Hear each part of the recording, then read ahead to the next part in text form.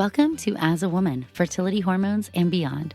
I'm your host, Dr. Natalie Crawford, and I am a board-certified OBGYN and fertility physician, and also co-founder of Fora Fertility in Austin, Texas. Each week on this podcast, I discuss health and fertility and how they relate to your true self. Become a part of the community of collaboration that amplifies others as a woman. I hope you enjoy the episode.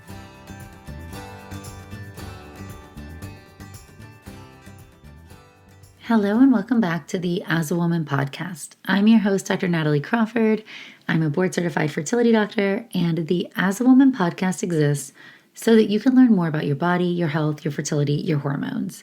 We are over 6 years in and 5 million downloads deep, and just want to say a huge thank you before we dive in. Lately, I've been basing the entire episode off of one of your questions. And I honestly love your fertility questions so much. They frame up holes or gaps you may have in knowledge. And I even got an Instagram message today from somebody that explains just how good it can be to listen to episodes that maybe you don't think you need to hear. And what I mean by that is that we all have questions that we don't know that we have until we get going. So this comment said, "Hi, Dr. Natalie. I just wanted to say a huge thank you for going on Stephen Bartlett's Diary of a CEO. Having children is something I have always wanted to do, but my husband doesn't. We've been together for 18 years. I've never had the confidence to talk about it and always thought one day it would just feel right. I'm now 40, and after listening to your podcast, it answered so many questions I didn't even know I had, and finally given me the confidence to discuss having a family, and now I follow and regularly listen to your podcast so that I can present him the facts. I just wanted to say a huge thank you for showing up to a different audience and for making a difference. We are now pursuing embryo banking, so we will still have the choice for what we want to decide to do in the future. I honestly feel like you've given me the gift of time, so thank you." And that's just a summary of why sometimes other people have questions, or you listen to an episode or you share it, and you don't know the impact that it can have on your life or on other people's lives. I also just want to say I love comments like that, so thank you so much for even taking the time to type it out. It really means so much to me. So how do you ask your fertility questions? You can always call the As a Woman voicemail. The voicemail number is 657-229-3672. Again, that is 657-229-3672. You can also ask questions on Instagram on Mondays at nataliecrawfordmd. Every Monday, we'll answer some of your questions right there on Instagram, or we'll give you content that might answer your question, or we will answer your questions in some of the podcast episodes right here or in the weekly newsletter. So go ahead and ask away. Today's episode is all about fertility testing, what it is and what you should know. Now, you might not think about fertility testing, but lately I've actually been seeing patients a lot earlier in their fertility journey who want to get testing first. In all transparency, this goes, quote unquote, against guidelines. But if you've been around here, there are some guidelines that are evidence-based that I love and I support, and there are others, especially those that pertain to screening, that I have a little bit of a hard time with. If we think about screening guidelines in general, they are made to determine when in a population the cost of doing the test is worth it because you'll find enough people who have abnormal results. Now, the idea here is that if I have one pot of money, as in if my government is paying for everybody to have health insurance, screening is really important because I don't have unlimited resources. And if I spend my pot of money screening people who have a very low likelihood of finding the disease, I might run out of money and not be able to help people who have a higher likelihood. So public health and epidemiology and screening, it is all based on the prevalence of what you're looking for. The bone I have to pick is that, especially in fertility, so few people have mandated coverage or have full benefits. People have to meet their deductible. They're paying tons every month for their health insurance, or they're paying completely out of their pocket for all of their fertility testing and treatment. Now, when we look at it that way, the information gained from the testing might make you choose a completely different path. You might make different choices. You might view your reproductive life differently. You might accelerate treatment. Ultimately, it puts the ball in your court. I do not feel like every single person has to do fertility testing before they try to get pregnant. But I think it's important that you understand what this testing is and what your options are so that you can make the decisions that are right for you. And maybe the guidelines as they exist are the exact right ones for you. Wonderful. But maybe there's some reasons why you feel like it's important information to do testing a little bit early. Let's remember that most people who are trying to get pregnant who are under the age of 35, the vast majority, over 70%, will conceive in 6 months. Also remember that infertility is diagnosed or defined as lack of conceiving for 12 months when you're having regular periods and unprotected intercourse. That doesn't mean you're timing intercourse or you're tracking it or you're trying to hit ovulation day. Simply having unprotected sex and having regular periods. If you have gone 12 months, you have fallen off the curve and now you meet the definition for infertility. But if more than 70 people are going to get pregnant that first 6 months, a very small minority, only about 10%, are actually going to get pregnant in that next 6 months. So is that time that you feel like spending? And the answer there is going to depend on so many personal factors. Certainly, no matter what I'm about to go into, if you have been trying to get pregnant for 1 year and you're not pregnant, please see your OBGYN or a fertility doctor so we can start testing. The odds of getting pregnant once you meet that 1 year mark drop dramatically down to less than 5% per month, even if you're young. And speaking of being young, one thing that always bothers me is when I see younger couples. I saw a couple recently and they were both in their early 20s and they kept being pushed off. They were trying for years because, oh, they're young. A doctor even told them to just relax. A doctor. But to me, a couple in their early 20s who's not conceiving in those first 6 months, that first year, those first 2 years, that's an even bigger red flag that something is going on because your odds of conceiving per month really should be 25%. Vast majority should get pregnant those first 6 months. So if you've met that year mark and you're under age 35, it's definitely time for testing. But you might not know that you can opt to have testing earlier than that. Now, if you're 35 or older, we only recommend waiting 6 months at the longest. And the reason why is that your odds of getting pregnant per month are lower. Depending on your exact age, the peak odds are going to be 15% per month, but they're probably going to be lower than that depending on exactly where you are. And if you're 40, often most people recommend 3 months of trying at the very most, or my personal recommendation is get testing right away. If you were waiting to start your family, you didn't meet your person, you weren't ready, you were chasing big dreams, I'm so proud of you. But at this stage, if you're 40 or older, time is your most valuable commodity. And you need to have all the data you can because you can't make decisions on data you don't know. So you should come in right away. Consider getting that testing done before you're even trying so that you know there's not something standing in your way. What if your partner has no sperm or your tubes are blocked? Those things are completely different pathways. You will not get pregnant with natural conception. And if time's your most valuable commodity, spending it, especially if there was no chance it was going to work, I promise you that's going to be frustrating. So you can always elect to get fertility testing done earlier, and I think that's an important thing to know. But what is fertility testing? Fertility testing is looking at the top causes of infertility. You can note right away I did not say all causes of infertility, and that is because it is very difficult to check for all causes. But we can check for the things that cause the vast majority of infertility, and if you view testing as a screening mechanism or an early diagnostic tool, that can make a lot of sense. So when we're talking about that, what we're doing is we're talking about a really good history, especially a menstrual history, checking to see if you ovulate. If you're not ovulating, you're going to go down a different pathway. We're going to talk about ovarian reserve testing, or how many eggs you have. We're going to talk about the anatomy, uterus, fallopian tubes, and we're also going to talk about semen analysis. Now, before I dive into those, I do think it's important to understand that if your OB has not done it, your fertility doctor will, and this is your before you get pregnant testing or your preconception testing.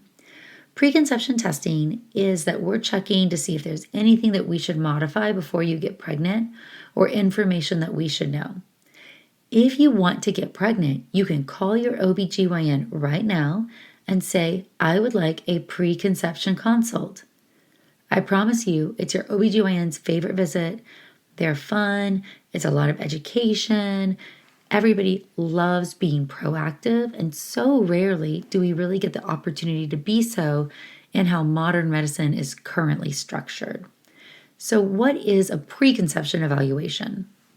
In a preconception evaluation, you're going to have some blood work done, and this blood work is going to be for your blood type, to see if you're anemic, so your blood count, to see if you're immune to rubella and varicella. These are both viruses that can cause birth defects, and there are vaccines for them. If you're not fully protected, so if you don't have enough antibodies, you can get a booster vaccine before you get pregnant and be protected. Because of how these vaccines are made, they're live vaccines, you cannot get them when you're already pregnant. So we can only give you the protection ahead of time. We also recommend genetic carrier screening, and that's going to include blood testing of you and your partner to see if you both carry the same autosomal recessive genetic condition. These conditions are things like cystic fibrosis or spinal muscular atrophy. And if you and your partner are co-carriers, you could have a baby that could be very sick or could even die. Some of the diseases you've never even heard of, and they're terrible. And I promise it's heartbreaking to get this information when you find out you have a baby that's not going to survive.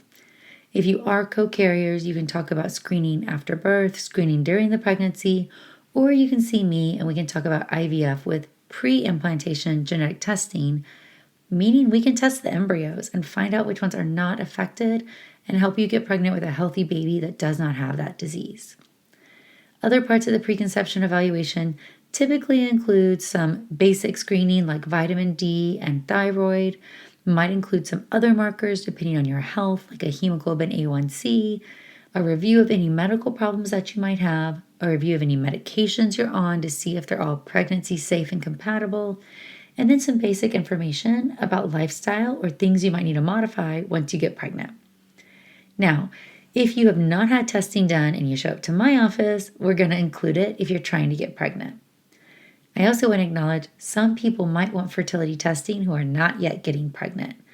And this baffles some people, but I think it's super smart. If having kids is a life goal and you want to have kids one day, but that day is not on the horizon yet, you might want to have some basic information about your body so that you can make sure that this plan of wait and see or wait and hope makes sense. So you can talk about fertility testing even if you are not yet trying.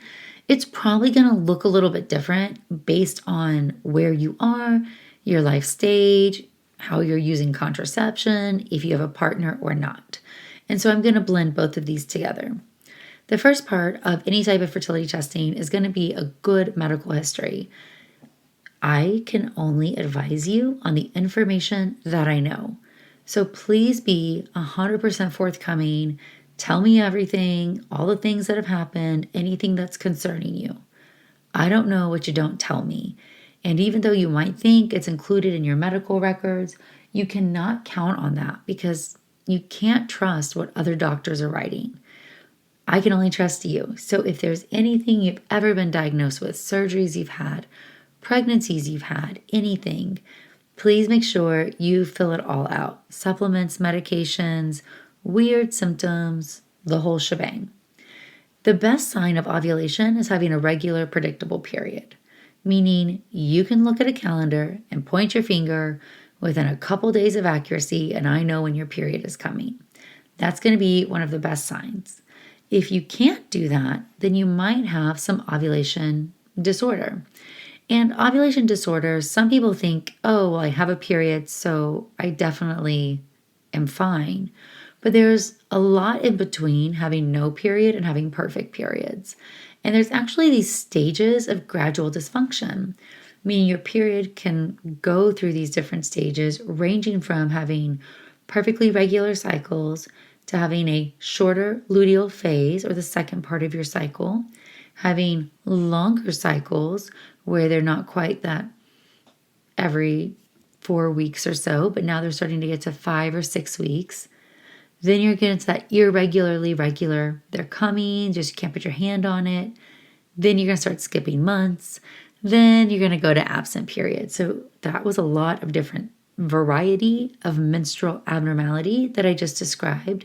And that can all represent stages of ovulation issues. But a really regular period, especially if you're tracking your cycles or using any methods of ovulation detection, that can give me all the information that I need. If I'm not certain about your period, the best things to do if I'm concerned you have some ovulation disorder is going to be blood work. So that blood work includes a thyroid, a prolactin. It often can include testing to see if you might have PCOS, which can include FSH, estradiol, AMH, an ultrasound. So there's a variety of different things that we might use depending on exactly what you're telling me. Now, remember, if you're thinking about having fertility testing before you're conceiving, if you're on any type of contraception, then your period might not be reliable. So specifically, if you have a hormonal contraception, like a hormonal IUD or the birth control pill, I might not be able to use that period. It might be an artificial period, which is fine and not problematic for your health, but important to realize it's not giving me any reassuring data. That's okay. Sometimes we just test what we can, and we know that that piece of the puzzle we'll have to fill in at a later date. The next part of fertility testing is going to be testing for ovarian reserve. Ovarian reserve testing is testing to see how many eggs that you have. If you've been here, you've heard my analogy. I like to think about all the eggs you're ever going to have as kept in a vault inside your ovary. And I even saw on social media somebody say, wait, I thought it was an old wives' tale that we run out of eggs. Y'all, and I really hear this all the time, so please listen. You're born with all the eggs you're ever going to have, and every single month before you ever have a period, before you ovulate, no matter if you're on birth control, no matter if you're pregnant, you lose eggs.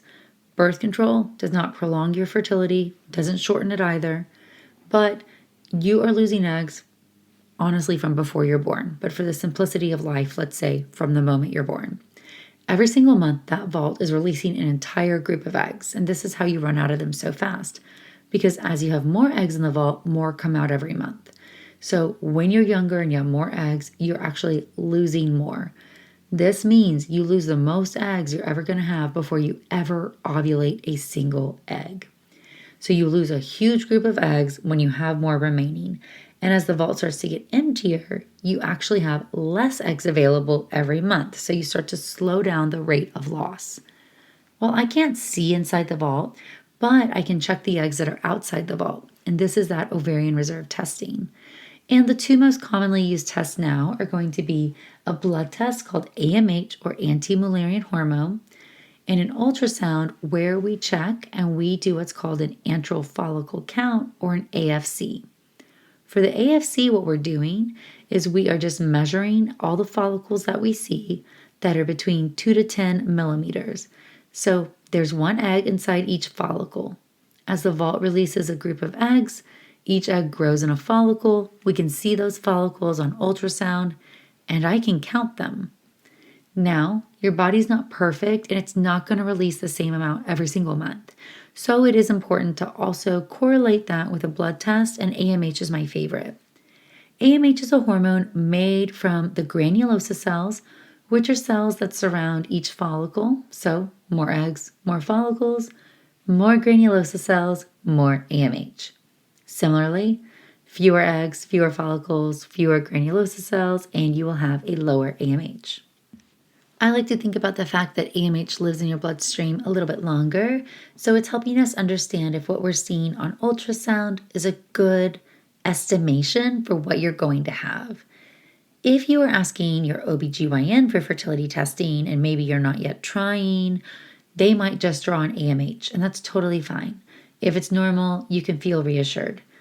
If it is low, then you're going to want to come see me or see a fertility doctor, and that way we can do an antral follicle count and do further testing. If you have an AMH that is low for your age, you also need an evaluation for why. There are certain things that can cause low AMH: autoimmune disease, genetic conditions, certain health problems, endometriosis. So getting a diagnosis of your AMH is really low and you're 32 and la with life is not okay, at least without getting the data to know why.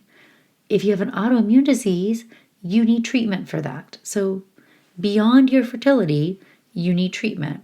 Remember that your fertility is a marker of your overall health, and infertility can be a huge warning sign that other things are going wrong. And because of the age span for which you conceive and the age span for which many medical problems are diagnosed, infertility is often that first red flag.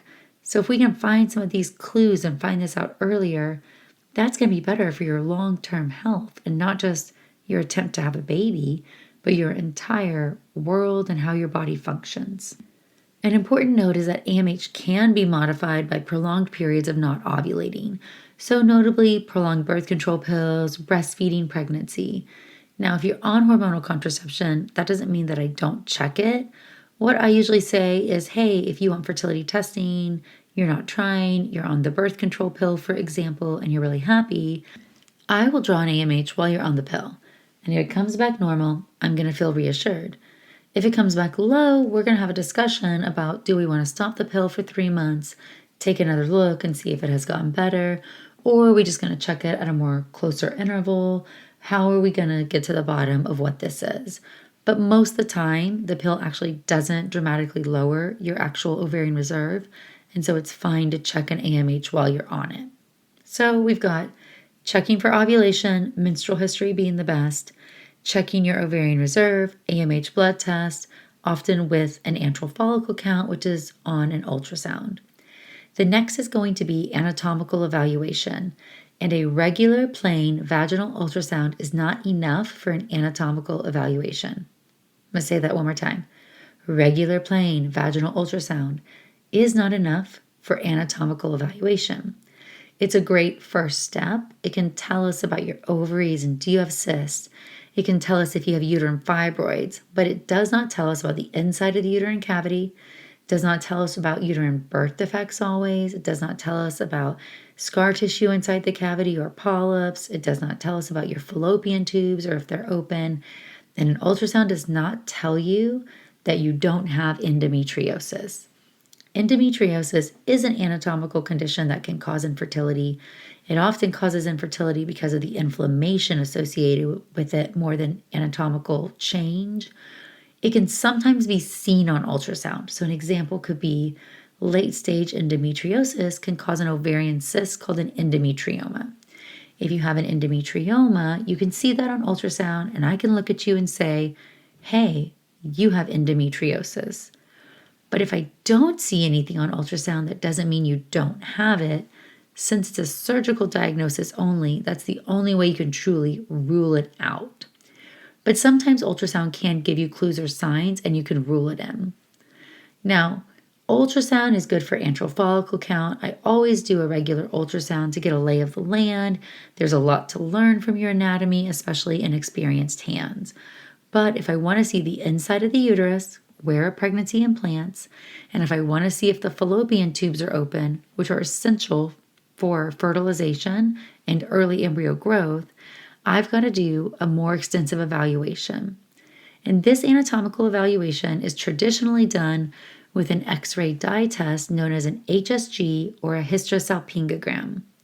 For the HSG test, I like to think of it as a pap smear meets an ultrasound, meaning a speculum goes in the vagina, a small catheter goes to the cervix, And dye gets injected into the uterine cavity while you're watching with x-ray. So you can see that dye enter into the uterine cavity and then move its way through the fallopian tubes, and that's captured on x-ray.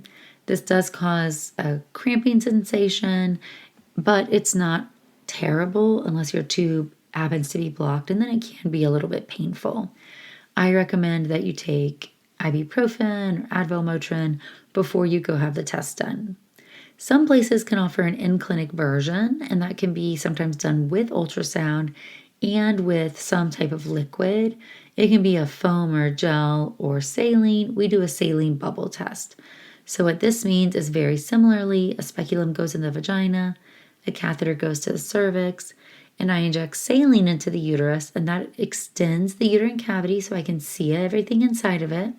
And then I can press little bubbles through that and see bubbles come out the fallopian tubes.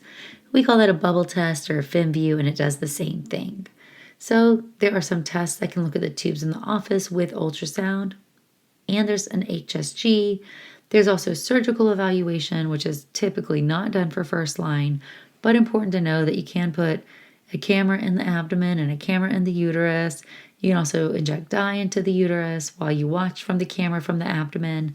That's not our first line, but if you're having surgery for some other reason, it's important to know we could test these things at that time.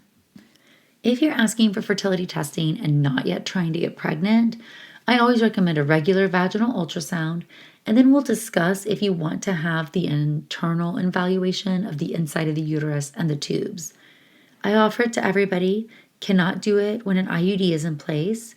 Might be something that if you have certain symptoms like really painful periods, concern for endometriosis, history of gonorrhea, chlamydia, spotting in between your periods or really heavy periods, that it might be more worthwhile to do for you because some of those symptoms could be correlated with findings inside the uterus or the tubes.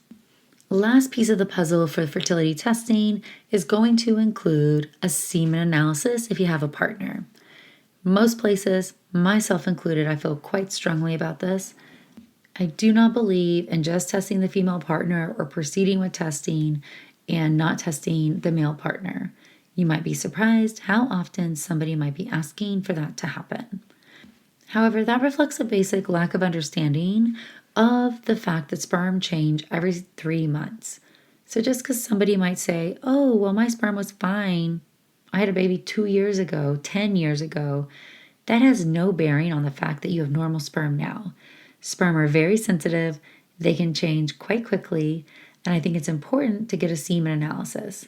Semen analysis sometimes can be done over the counter, but often those do not include all the parameters. It's more of a yes, no, have sperm, do not.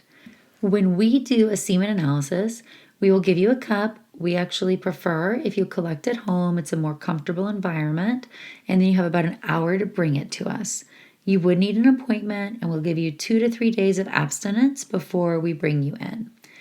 Now, that means no intercourse, no masturbation in that 2 to 3 day period. Many times people think longer is better, and I see so many guys try to game the system, sitting here thinking, hey, I'm going to save up my sperm and then it will be even better. But that's not true because all you're going to save up is a bunch of dead guys.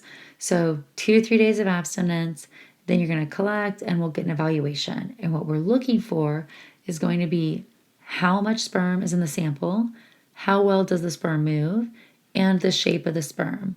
There's also some other associated parameters such as are there round cells, any signs of infection, what's the pH, what's the volume, and we use all of that information to give us a good idea of how the sperm is starting out.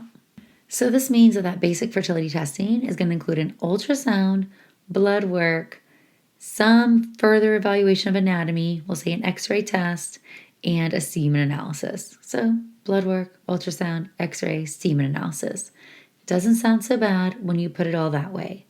And again, if you're having earlier testing, it might vary a little bit based on stage of life, goals, game plan, and some other parameters. But you can always schedule an appointment to see and to talk. And again, remember, 6 months if you're over age 35, immediately if you're 40, and 12 months maximum if you're under age 35. If you have abnormal periods, if they're irregular, painful, you bleed through your clothes, you should not wait any amount of time. You should get help. If you have known endometriosis or you have known low egg count or autoimmune disease, you should consider having an earlier fertility evaluation. If you have pain with intercourse, if you have low libido or your partner has inability to achieve or maintain an erection, also get an evaluation sooner. To wrap up this episode, I'm going to answer one fertility question that you called and left on the As a Woman voicemail. Remember that if you've got questions, you can ask them on the voicemail 657-229-3672, or you can leave them on Instagram at Monday at nataliecrawfordmd. Hi, Dr. Crawford. Thank you so much for your content. It has really been a lifesaver and a huge resource for us during our infertility journey. After 2 years of infertility, we conceived via IUI, and I just delivered my son via C-section 8 weeks ago. I'm 35 and my husband is 40. We would like to have at least one more child. I want to give my body time to heal and before starting to try to conceive again, and also want to try to conceive when it feels right for our family. But I also want to be cognizant of our age and our past infertility issues.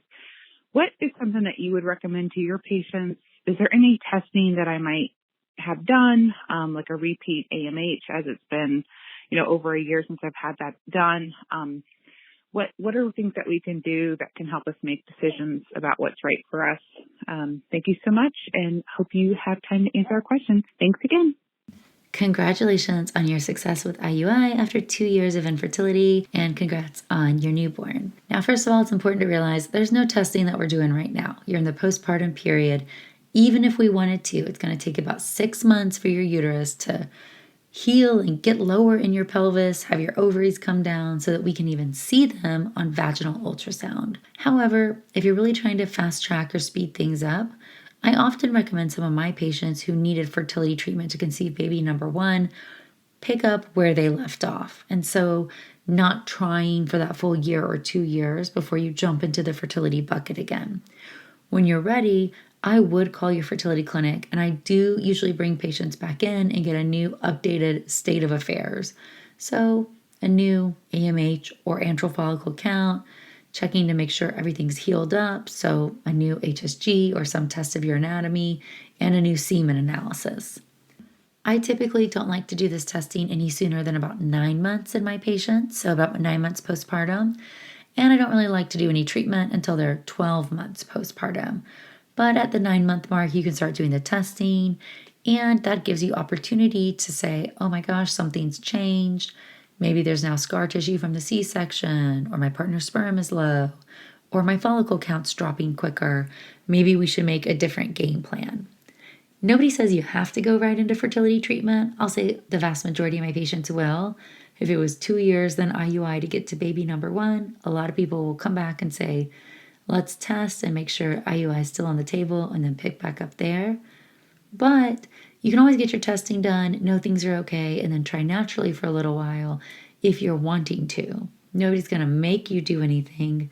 But again, I'm a big believer in data. If you needed infertility treatment once, there's a good odds you might need it again. And so knowing that things haven't changed and that recommendation might still be the same, I think is really important information.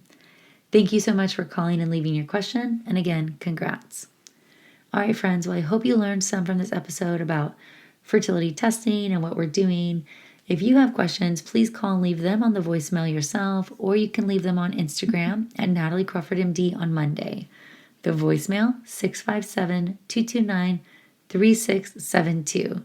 And if you're a fan of short form content, head on over to YouTube at nataliecrawfordmd and check out our 8 to 10 minute long videos answering some of your top fertility questions. Thank you, friends.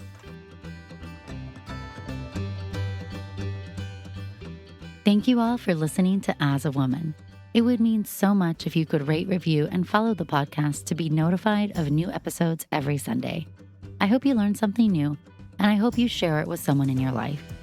Be sure to follow along on Instagram at nataliecrawfordmd, and check out the YouTube channel, Natalie Crawford MD. If you're interested in becoming a patient, you can also follow Fora Fertility. I'm so thrilled to have you here, part of the community that amplifies others as a woman.